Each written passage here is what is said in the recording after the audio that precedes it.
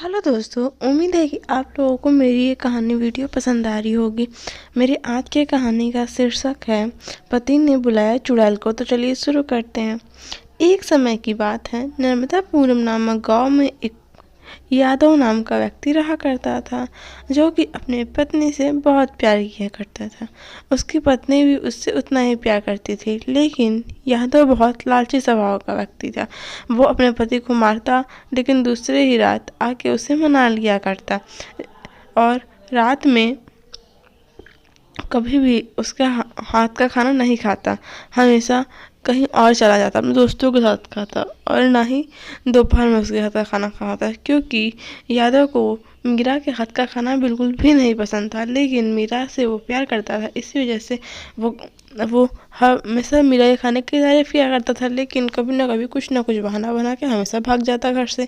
लेकिन मीरा कब तक ये चीज़ सहती, इसीलिए मीरा धीरे धीरे उसको नोटिस करने लगती है और फिर एक दिन उसका पीछा करती है कि वो दोपहर और रात का खाना खाने कहाँ जाता है, जिससे उसे पता चलता है कि वो एक रेस्टोरेंट में जाके खाना खाता है।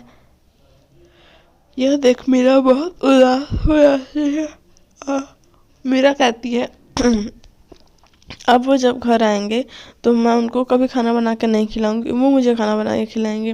और फिर जब वो घर आता है तो उसे पता चल जाता है कि मेरा को सब पता है। तो मेरा को बताता है कि तुम खाना बिल्कुल भी अच्छा नहीं बनाती हो, तुम पहले खाना बनाना सीखो, तब मैं तुम्हारे हाथ से खाना खाऊंगा। इससे मेरा बहुत ज़्यादा उदास हो जाती है, क्योंकि मीरा को लगता था कि वो सबसे अच्छा खाना बनाती है। और मीरा इस बात से दुख होकर वो सुसाइड कर लेती है और मीरा की मौत हो जाती है, जिससे कुछ ही दिनों बाद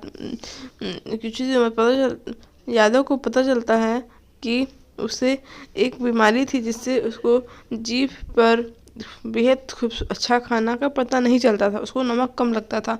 उसकी उसकी जुबान पे ही कुछ बीमारी था, जिसकी वजह से उसको नमक हर चीज़ में कम लगता था।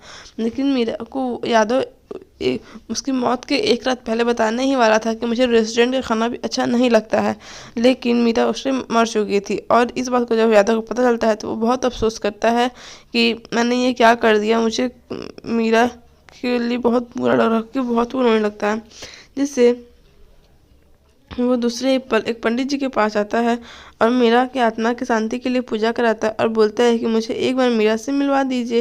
जैसे पंडित जी बोलते हैं ठीक है, वो आत्मा तुमसे मिलने के लिए एक हफ्ते में ज़रूर आएगी, तो तुम उसके लिए निर्जला व्रत रखना। इस पर वो मान जाता है और उसके लिए वो निर्जला व्रत रखता है। और फिर जब वो आती है तो उसको खाना खिलाता है अपने हाथ से बना के ढेर सारा, और बताता है कि उसकी क्या परेशानी थी, तुम्हें ऐसा नहीं करना चाहिए था। तो मीरा भी उससे बहुत माफ़ी मांगती है और बोलती है कि ठीक है, मैं तुम्हारे अगले जन्म में तुम्हारी ही पत्नी बनूंगी, तुम परेशान मत हो, तुम अपनी ज़िंदगी सुखी सुखी बिताओ, मैं अगले जन्म में फिर से तुम्हारे पास आऊँगी। Thanks for watching video. Like subscribe करना बोले दोस्तों।